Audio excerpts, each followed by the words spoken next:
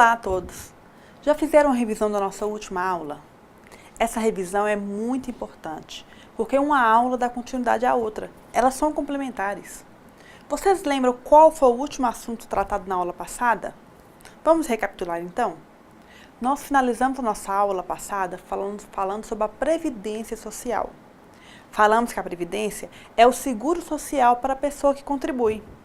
Discutimos que os trabalhadores com a carteira assinada já são automaticamente filiados à Previdência, mas os outros precisam filiar-se. Lembra disso? E tratamos ainda das três formas que o segurado encontra-se resguardado. A forma preventiva, com medidas educativas, a forma recuperadora, com benefícios que vão substituir o salário, e a forma reparadora, com o benefício do auxílio-acidente. Lembram disso tudo? Então, hoje vamos dar continuidade conhecendo alguns dos benefícios da Previdência.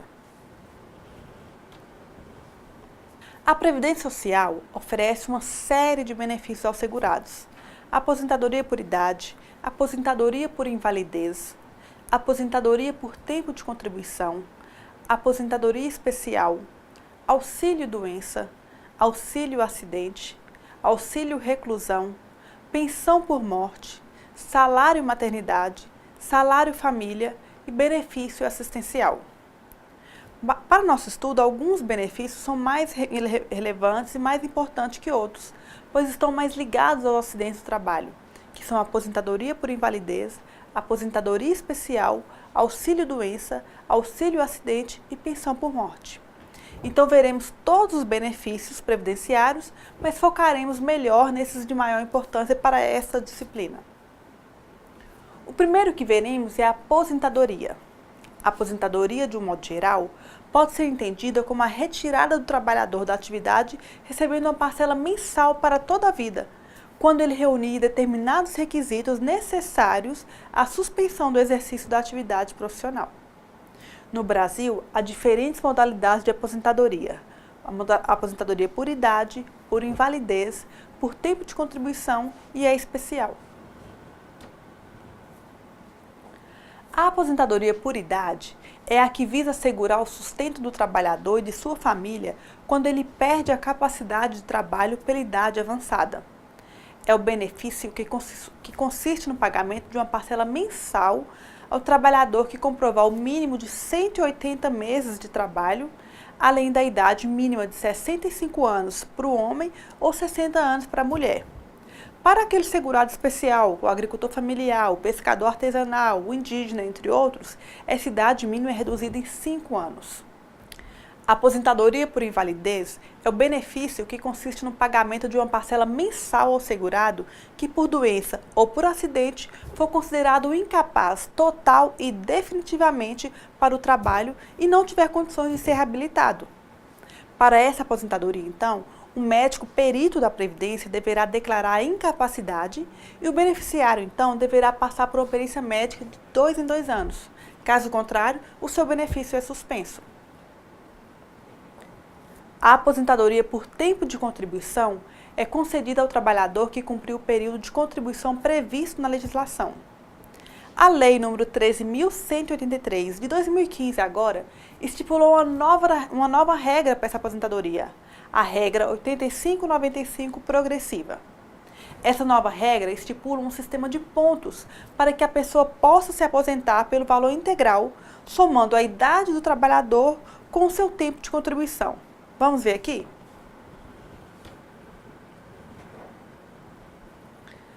Para essa aposentadoria, o homem tem que somar 95 pontos e a mulher 85. Somando a sua idade, então, ao tempo de contribuição. Mas na prática, como que isso funciona? Vamos ver aqui. Uma mulher de 55 anos de idade, por exemplo, se ela tiver 30 anos de contribuição, vai totalizar 85 pontos. Já no caso do homem, caso esse homem tenha 60 anos de idade, mais 35 anos de contribuição, totalizaremos 95 pontos. Então, ambos terão direito a essa aposentadoria progressiva. Há também, então, a regra com 30 a 35 anos de contribuição. Aí não há idade mínima para a aposentadoria. mas o trabalhador deverá ter no mínimo 35 anos de contribuição, caso seja homem, e 30 anos de contribuição no caso das mulheres. Essas mudanças foram realizadas em função do aumento da expectativa de vida. As pessoas estão vivendo mais tempo e recebendo aposentadoria por um período maior de tempo, o que aumenta os custos da Previdência. Outro tipo de aposentadoria é a especial. Esse benefício é concedido ao segurado que trabalhou em condições prejudiciais à sua saúde ou à sua integridade física. É uma aposentadoria excepcional, que prevê um tempo de contribuição, mas em função da sua atividade, antecipa a inatividade ao segurado que trabalhou em uma atividade penosa, insalubre ou perigosa, causadora de malefícios à sua saúde, visando assim evitar que o mesmo seja aposentado por invalidez. Para essa aposentadoria, é necessário comprovar, além do tempo de trabalho, a efetiva exposição aos agentes pelo período exigido para a concessão do benefício. Esse período de exposição pode ser de 15, 20 ou 25 anos, dependendo da atividade. A comprovação é feita pelo segurado mediante o Perfil Profissiográfico Previdenciário do Empregado, o PPP, que tem registrado nele as atividades desenvolvidas pelo trabalhador. Após a concessão da aposentadoria especial, é proibido ao beneficiário continuar no exercício da atividade ou operação que o sujeite aos agentes nocivos, na mesma ou em qualquer outra empresa. Caso isso ocorra, a aposentadoria dele será cancelada. Então, acabamos de ver os diferentes tipos de aposentadoria. Agora veremos os benefícios auxílio-doença, auxílio-acidente e auxílio-reclusão. Vamos começar então com o auxílio-doença. Esse auxílio é pago ao trabalhador segurado que ficar impedido de trabalhar por doença ou por acidente por mais de 15 dias consecutivos. Para ter direito a esse benefício, é necessário a emissão de laudo pela perícia médica da Previdência Social, comprovando a sua incapacidade. Além disso, será necessária a realização de exames médicos periódicos e de reabilitação profissional, tudo custeado pela Previdência. O auxílio-acidente é o benefício que indeniza o segurado da Previdência Social que tem apresentado sequela definitiva decorrente de acidente de qualquer natureza. Essa sequela deve ter como consequência a redução da capacidade para o trabalho que o segurado habitualmente exercia ou a impossibilidade de desempenhar a atividade, porém, permitiu o desempenho de outra atividade após o processo de reabilitação profissional. Esse benefício é concedido aos trabalhadores que estavam recebendo o auxílio-doença, que acabamos de ver. Ou seja, após 15 dias do auxílio-doença, o segurado começa então a receber o auxílio-acidente. Uma particularidade desse benefício é que, por ter caráter de indenização, ele pode ser acumulado com outros benefícios também pagos pela Previdência Social, exceto a aposentadoria. Então, ele deixará de ser pago em duas situações: quando o trabalhador recuperar sua capacidade e poder retornar ao trabalho, ou então quando ele solicitar de vez a sua aposentadoria por invalidez, ocorrendo então a mudança de benefício. Outro auxílio é o auxílio-reclusão. Esse auxílio é pago aos dependentes de trabalhador segurado, recolhido à prisão por qualquer motivo e ocorrerá durante todo o período da sua reclusão. Será pago se o trabalhador não estiver recebendo o salário da empresa, nem o auxílio-doença, nem a aposentadoria ou o abono de permanência em serviço, deixará de ser pago também em função da sua morte, em função da sua fuga, liberdade condicional, transferência para a prisão-albergue ou extinção da pena, ou também quando o seu dependente completar 21 anos, ou foi emancipado, ou o fim da invalidez ou morte do dependente. Os próximos benefícios que veremos serão a pensão por morte, o salário maternidade e o salário família. A pensão por morte é o benefício concedido aos dependentes do trabalhador em caso de morte. Tem direito os dependentes do segurado que falecer, esteja esse aposentado ou não. Para a concessão de pensão por morte, não há tempo mínimo de contribuição, mas é necessário que o óbito tenha ocorrido enquanto o trabalhador tinha qualidade de segurado. Se a morte ocorrer após a perda de qualidade de segurado, os dependentes terão direito à pensão, desde que o trabalhador tenha contribuído até o dia da morte os requisitos para a obtenção de aposentadoria concedidos pela Previdência Social. Agora vamos ver o salário maternidade, que é muito conhecido por todos nós. Ele é o benefício previdenciário pago quando do parto a todas as seguradas da Previdência Social. Esse benefício é pago pelo período de 120 dias, em que ficam afastadas do emprego por causa do parto, e poderá ter início até 28 dias antes do parto. Se concedido antes do nascimento da criança, a comprovação será por atestado médico. Se posterior ao parto, a prova então será a certidão de nascimento. Além da licença de 120 dias no caso de parto, esse benefício também será pago pelo período de 120 dias no caso de adoção de crianças até 12 anos de idade. O mesmo ocorre no caso de natimorto. Caso a mulher sofra um aborto espontâneo, o benefício então terá duração de 14 dias. O salário família é um valor pago ao empregado e ao trabalhador avulso de acordo com o número de filhos menores de 14 anos ou inválido de qualquer idade. Para ter direito, o cidadão precisa enquadrar-se no limite máximo de renda estipulado pelo governo federal. Esse valor sofreu a última alteração agora no início de 2016.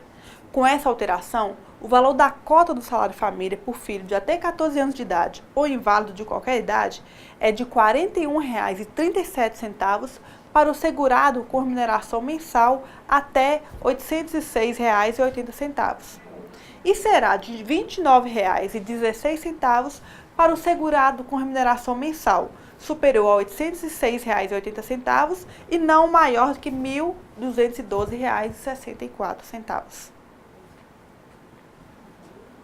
O benefício que iremos ver agora é o benefício assistencial ao idoso e ao deficiente. Esse benefício é destinado a pessoas que não têm condições financeiras de se manter e nem de contribuir para a Previdência Social. Podem ser contemplados com esse benefício os idosos a partir de 65 anos de idade, que não exerçam atividade remunerada, e os portadores de deficiência incapacitados para o trabalho e para uma vida independente. Para receber esse benefício, é necessário comprovar renda mensal per capita inferior a 1/4 do salário mínimo. Esse benefício assistencial é intransferível e, portanto, não gera pensão aos dependentes. Além dos benefícios apresentados, a Previdência Social tem um serviço de reabilitação profissional, que tem o objetivo de oferecer aos segurados incapacitados para o trabalho os meios de reeducação ou readaptação profissional para que ele retorne ao mercado do trabalho. Esse é um serviço de natureza recuperadora do segurado, que tem à sua disposição uma equipe de médicos, assistentes sociais, psicólogos, sociólogos, fisioterapeutas e outros profissionais. Depois de concluído o processo de reabilitação profissional, a Previdência Social emite um certificado indicando a atividade para a qual o trabalhador está apto, que ele foi capacitado profissionalmente. Dependendo da necessidade de cada caso, a Previdência Social poderá fornecer aos segurados recursos materiais necessários à sua reabilitação profissional, como próteses, ortos, taxas de inscrição em cursos profissionalizantes, instrumentos de trabalho, implementos profissionais e auxílios transporte e auxílio alimentação. É importante ressaltar que o trabalhador vítima de acidente de trabalho terá prioridade de atendimento no programa de reabilitação profissional. Esse serviço demonstra o interesse do órgão previdenciário em recuperar o trabalhador que sofreu um acidente de trabalho, com vista a devolver a sua capacidade de trabalho e, consequentemente, a sua dignidade. Vamos conhecer agora as ações de proteção à mulher. Como sabemos, hoje a mulher está presente em praticamente todas as atividades laborais, depois de ter conquistado grandes avanços nas últimas décadas. Então, vamos conhecer como que foi essa trajetória da mulher no mundo do trabalho, como se desenvolveu a proteção do trabalho da mulher em âmbito internacional e também em âmbito nacional. Historicamente, o papel da mulher na sociedade ficava relegado a segundo plano, prevalecendo os cuidados com a família e os afazeres domésticos. Com as guerras, houve o recrutamento dos homens para os combates, e o trabalho da mulher, então, passou a ser mais utilizado. Na Revolução Industrial, com a utilização de máquinas que reduziu o esforço muscular, abriu-se então definitivamente as portas das fábricas para as mulheres e crianças. Outro fator de grande importância para a utilização dessa mão de obra foi a disposição das mulheres em se sujeitar a jornadas de trabalho de até 17 horas por dia, em condições prejudiciais à sua saúde e recebendo bem menos que os homens.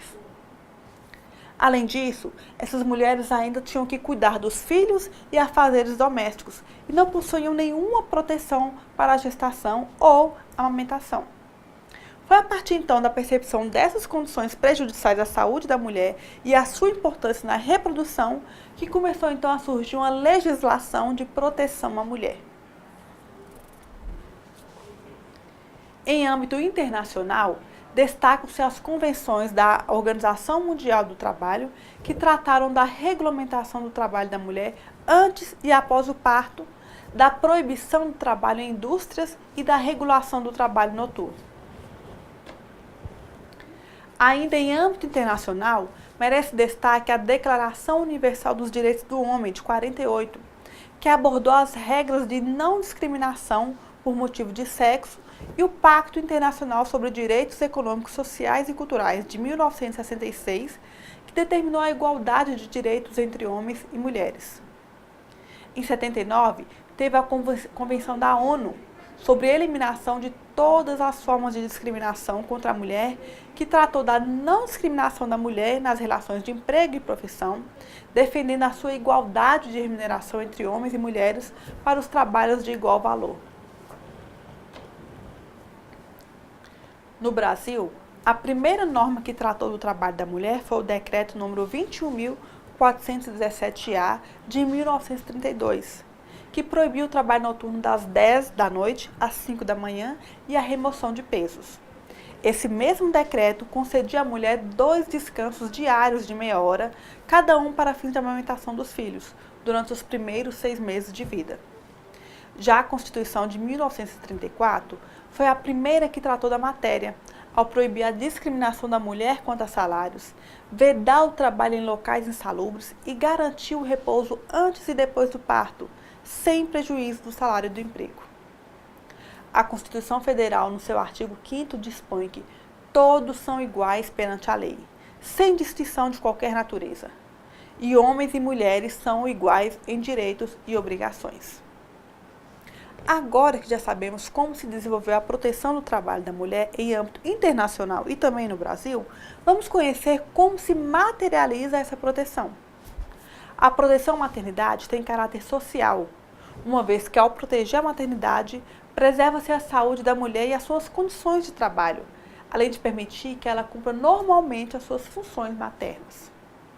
Essa proteção à maternidade é dada por meio da licença maternidade, do salário maternidade, da estabilidade provisória da gestante, da proteção à amamentação, da assistência gratuita de médico e das facilidades durante a amamentação do filho, com direito a 2 repousos específicos diários de meia hora cada um. A licença maternidade é um direito de todas as mulheres que trabalham no Brasil e que contribuem para a Previdência, seja por meio de empregos com carteira assinada, temporários, trabalhos terceirizados e autônomos ou ainda trabalhos domésticos. A duração dessa licença é de 120 dias sem prejuízo de emprego ou do salário. Também há a possibilidade de prorrogar esse prazo por mais 60 dias, totalizando então 6 meses de licença maternidade. Para que isso aconteça, é necessário que a empresa concorde com o programa Empresa Cidadã, mediante requerimento dirigido à Secretaria da Receita Federal do Brasil. E aí, feito isso, a licença maternidade, que é de 120 dias, será prorrogada por mais 60, totalizando um período de 180 dias. E durante essa prorrogação, a empregada terá os mesmos direitos. Como incentivo para isso, as empresas que concederem essa prorrogação às suas empregadas poderão deduzir do imposto o total da remuneração integral da empregada paga nesses 60 dias de prorrogação da sua licença. Complementar a licença maternidade, temos o salário maternidade, nos 120 dias em que as empregadas ficarem afastadas do emprego. Outra proteção à mulher diz respeito à estabilidade provisória da gestante, que estabelece a proteção contra demissões arbitrárias ou sem justa causa da empregada gestante. Essa estabilidade provisória abrange o período que vai desde a confirmação da gravidez, comprovada então por atestado médico, até 5 meses após o parto, o que permite a proteção do emprego e dos salários em todo esse período. Outro amparo é a proteção à amamentação. A mãe terá o direito a 2 descansos especiais de meia hora cada um durante sua jornada de trabalho, para amamentar o seu filho, até que ele complete 6 meses de idade. Agora, se a saúde do seu filho exigir mais do que isso, esse período de 6 meses poderia ser aumentado, a critério de uma autoridade competente. Esses 2 descansos, então, não podem trazer nenhuma redução salarial. Ainda no sentido de proteger a amamentação, é previsto na CLT que os estabelecimentos que trabalharem pelo menos 30 mulheres com mais de 16 anos de idade deverão ter local apropriado, onde seja permitido às empregadas guardar sob vigilância e assistência os seus filhos no período da amamentação. Há ainda outras normas de proteção à maternidade. Entre elas estão o aborto não criminoso. Nesse caso, a mulher terá direito a um repouso remunerado de 2 semanas, ficando-lhe assegurado o retorno à função que ocupava antes do seu afastamento. A alteração ou extinção do contrato de trabalho por iniciativa da gestante, desde que o trabalho seja prejudicial a ela. E ainda, a dispensa da mulher para a realização de 6 consultas médicas e demais exames complementares sem nenhum prejuízo salarial. Fora a proteção da maternidade, a mulher trabalhadora goza de algumas outras proteções, seja pela proibição da discriminação ou seja por causa de suas condições físicas. Outra forma de proteção à mulher é a proibição da exigência de atestados de gravidez e esterilização e outras práticas discriminatórias para efeitos admissionais ou de permanência da relação jurídica de trabalho. Agora que já conhecemos as ações de proteção à mulher, vamos conhecer como se dá a proteção ao menor. Assim como a mulher, o menor de idade recebe atenção especial do legislador. A CLT tem um capítulo destinado especialmente à proteção do trabalho do menor de idade. Não é que ele seja incapaz para o trabalho, mas a legislação lhe protege de uma forma especial. Essa proteção se dá nos aspectos cultural, moral, fisiológico e de segurança. No aspecto cultural, porque deve ser possibilitado ao menor estudar e receber instruções. No aspecto moral, porque deve ser vedado trabalhar em locais que prejudiquem a sua moralidade. No aspecto fisiológico, porque o menor não deve trabalhar em local insalubre, penoso, perigoso à noite, para que possa se desenvolver física e psicologicamente de maneira normal e sadia no seu aspecto de segurança. E no aspecto segurança, porque o menor deve ser resguardado com normas de proteção para que não seja vitimado por acidentes de trabalho. A CLT lista diversas situações de trabalho que são proibidas aos menores. Os trabalhos perigosos, os trabalhos insalubres, o trabalho noturno realizado entre 10 da noite e 5 da manhã na atividade urbana, ou das 8 da noite às 4 da manhã na pecuária, ou das 9 da noite às 5 da manhã na lavoura. Essa proibição se dá porque o período noturno se destina ao descanso ou o repouso das pessoas, e o menor deve ter sua formação física e psíquica preservada. O menor também não poderá trabalhar em locais que prejudiquem sua formação, seu desenvolvimento físico, psíquico, moral e social, e em locais que não permitam sua frequência à escola. Depois de termos visto sobre os benefícios da Previdência Social, sobre as ações de proteção destinadas à mulher e ao menor, chegou a hora de estudarmos sobre os acidentes de trabalho. Você sabia que, segundo a Organização Internacional do Trabalho, todos os anos ocorrem 270 milhões de acidentes de trabalho em todo o mundo e que aproximadamente 2 milhões resultam em mortes? No Brasil, são 1.300.000 casos que têm como principais causas o descumprimento de normas básicas de proteção aos trabalhadores e as más condições nos ambientes de trabalho.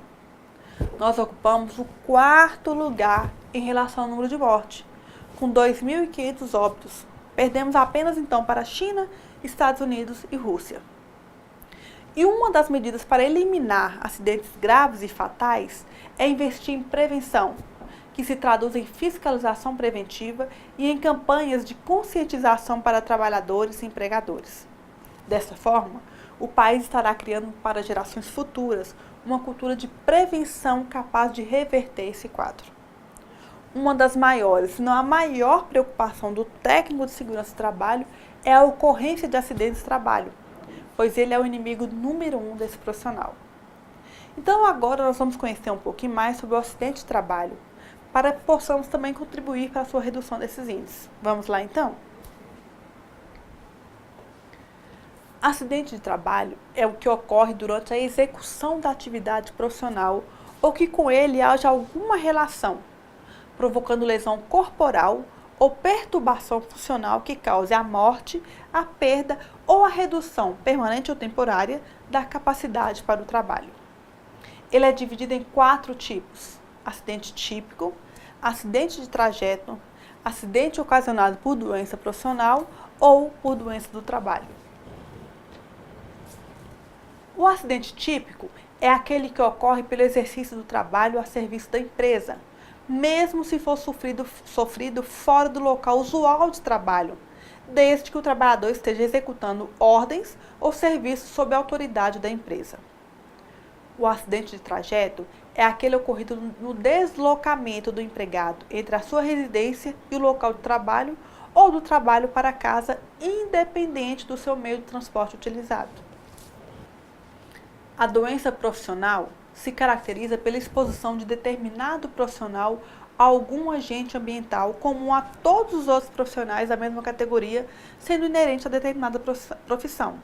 Como exemplo, temos a pneumoconiose, que é uma doença dos pulmões proveniente de inalação habitual de partículas minerais e metálicas, e o saturnismo, que é a intoxicação crônica pelo chumbo. Já a doença do trabalho se caracteriza pela exposição de determinado profissional a algum agente ambiental que não seja comum a todos os outros profissionais da mesma categoria. Ou seja, as doenças do trabalho surgem em função das condições especiais, das circunstâncias em que o trabalho é desenvolvido, nas suas condições de trabalho. Por exemplo, um trabalhador que está exposto ao ruído excessivo em um galpão de solda e desenvolve surdez. Esse é um caso típico de doença do trabalho. Há algumas situações que são equiparadas ao acidente de trabalho, desde que ocorridos no local e no horário de trabalho. Entre elas, temos o ato de agressão praticado por terceiro ou companheiro de trabalho, uma ofensa intencional por motivo de disputa relacionado ao trabalho, um ato de imprudência, negligência ou imperícia, um desabamento, uma inundação, um incêndio, ou outros casos decorrentes de força maior, entre outros casos. Então, como temos muitas situações que podem ser caracterizadas como acidente de trabalho, devemos sempre observar 4 requisitos básicos para certificar se é ou não um acidente de trabalho. Primeiro, o acidente de trabalho é inesperado, súbito, ou seja, ele ocorre ao acaso. Segundo, o acidente de trabalho deve causar desde lesões mais simples até a morte. Depois, temos que o acidente do trabalho deve acarretar um afastamento permanente ou temporário do trabalho e, por fim, deve existir um nexo entre o trabalho realizado e o acidente. Então, resumindo, para ser considerado um acidente de trabalho, deve existir a causalidade, a nocividade, a incapacitação e o nexo causal. Memorizaram aí? Então, repetindo, causalidade, nocividade, incapacitação e nexo causal. Ótimo, então. Agora, e ao final da próxima aula, iremos dar uma pausa nas nossas discussões para que possamos avaliar o manual da CIPA, que está disponível no endereço eletrônico do Ministério do Trabalho e Previdência Social. Segundo esse manual, a Comissão Interna de Prevenção de Acidentes, CIPA, tem como objetivo a prevenção de acidentes e doenças decorrentes do trabalho, de modo a tornar compatível permanentemente o trabalho com a preservação da vida e a promoção da saúde do trabalhador. Então, a CIPA deverá abordar as relações entre o homem e o trabalho, objetivando a constante melhoria das condições de trabalho para a prevenção de acidentes e doenças decorrentes do trabalho. Ela deve estar presente nas empresas privadas, públicas, sociedades de economia mista, órgãos da administração direta e indireta, instituições beneficentes, associações recreativas, cooperativas, bem como outras instituições que admitam trabalhadores como empregados. No caso de órgão público ou empresa pública que possua trabalhadores com vínculo de emprego regidos pela CLT, mas também possua trabalhadores com outros vínculos, a CIPA deverá ser constituída, então, levando-se em consideração o número de empregados efetivamente vinculados ao regime seletista, a CLT. E, sendo assim, somente esses deverão ser candidatos e somente esses deverão votar.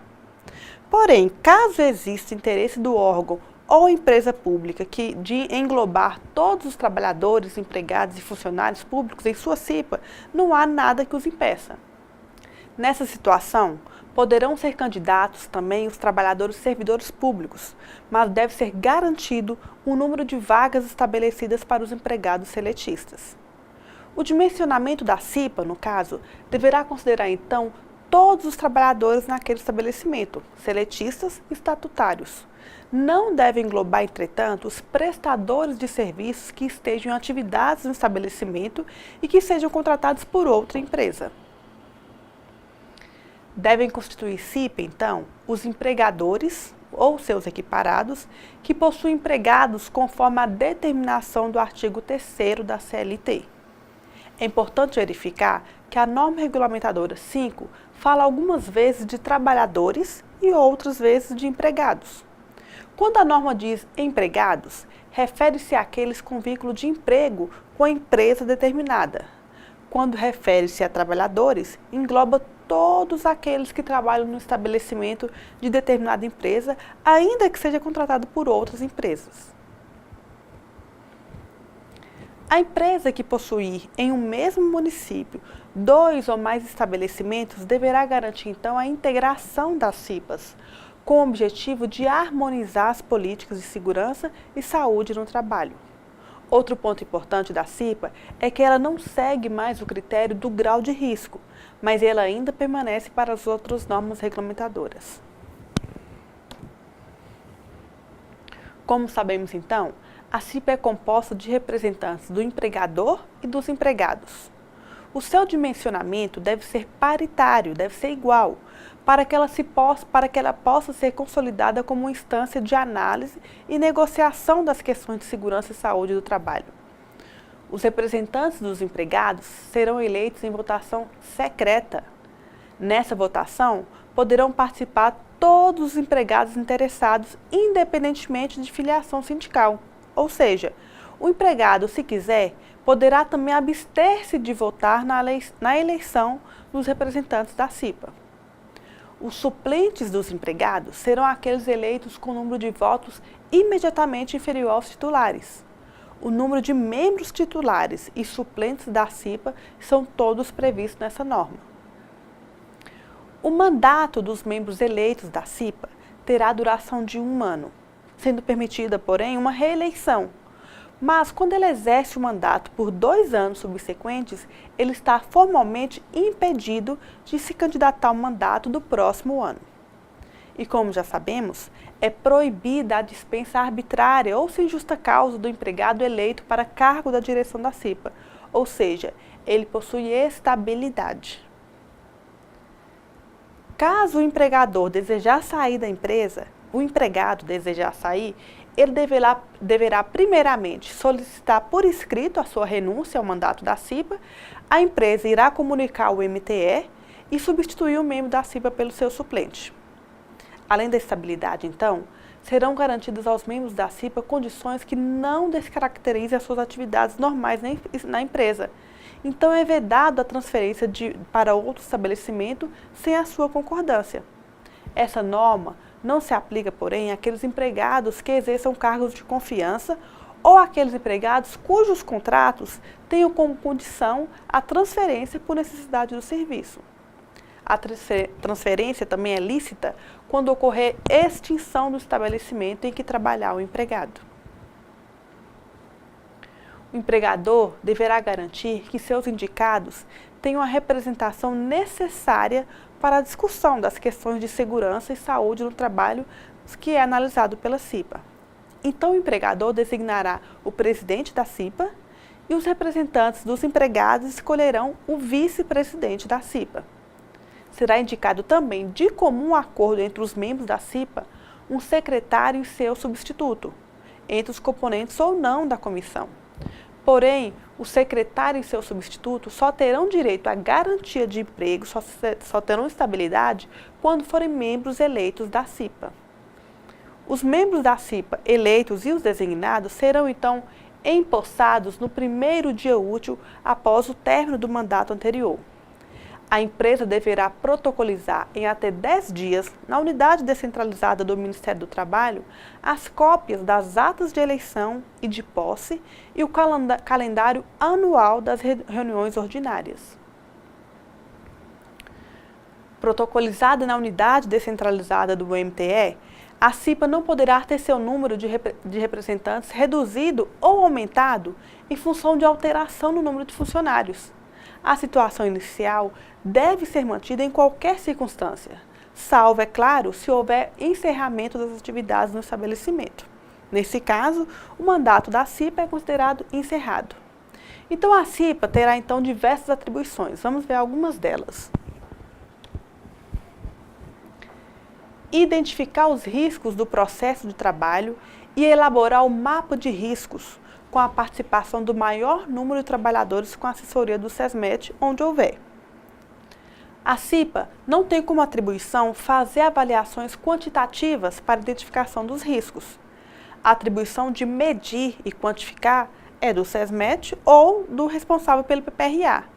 Mas a CIPA deve identificar os riscos para poder elaborar um mapa de riscos, que é uma metodologia de avaliação qualitativa e subjetiva dos riscos presentes no trabalho. Então, vamos ver para a segunda atribuição. Elaborar plano de trabalho que possibilite a ação preventiva na solução de problemas de segurança e saúde no trabalho. A CIPA deverá fazer um plano de trabalho simples, o qual conterá objetivos, metas, cronograma de execução e estratégia de ação. A elaboração desse plano de trabalho foi escolhida dentro da visão de que a CIPA deve ser uma comissão proativa, que pretende efetivamente contribuir dentro de suas possibilidades para a melhoria das condições de trabalho. A próxima atribuição é participar da implementação e do controle da qualidade das medidas de prevenção necessárias, bem como da avaliação das prioridades de ação nos locais de trabalho. A CIPA deve participar da implementação e controle das medidas de proteção, uma vez que o conhecimento da realidade do trabalho é fundamental para que se estabeleça... Você já está em a CIPA, deve... Já estou lá embaixo, estabeleça controle dos riscos. Vamos botar em a CIPA? Tá. Na câmera 1. A CIPA deve participar da implementação e controle das medidas de proteção, uma vez que o conhecimento da realidade do trabalho é fundamental para que se estabeleça controle dos riscos. Então, são ainda atribuições da CIPA. Realizar periodicamente verificações nos ambientes e condições de trabalho, visando a identificação de situações que venham a trazer riscos. Realizar a cada reunião a avaliação do cumprimento das metas fixadas em seu plano de trabalho e discutir as situações de risco que foram identificadas. Divulgar aos trabalhadores informações relativas à segurança e saúde no trabalho. Continuando, então, colaborar no desenvolvimento e implementação do PCMSO e PPRA e de outros programas relacionados à segurança e saúde no trabalho. Divulgar e promover o cumprimento das normas regulamentadoras, bem como cláusulas de acordo e convenções coletivas de trabalho relativas à segurança e saúde no trabalho. Cabe ao empregador proporcionar aos membros da CIPA os meios necessários ao desempenho das suas atribuições, garantindo tempo suficiente para a realização das tarefas constantes no plano de trabalho. E aos empregados, cabe a participação na eleição, a colaboração com a gestão da CIPA, indicando risco, apresentando sugestões e aplicando no seu ambiente de trabalho as recomendações quanto à prevenção de acidentes e doenças decorrentes do trabalho. A CIPA terá, então, reuniões ordinárias, mensais, de acordo com um calendário pré-estabelecido. Esse calendário deve ser seguido à risca, uma vez que pode haver fiscalização ao estabelecimento na hora marcada e aí vão verificar que não haverá reunião. Entretanto, caso a CIPA não possa seguir o calendário por motivos justificados, a empresa deverá encaminhar a comunicação aos membros da CIPA e guardá-los para apresentar a fiscalização quando for o caso.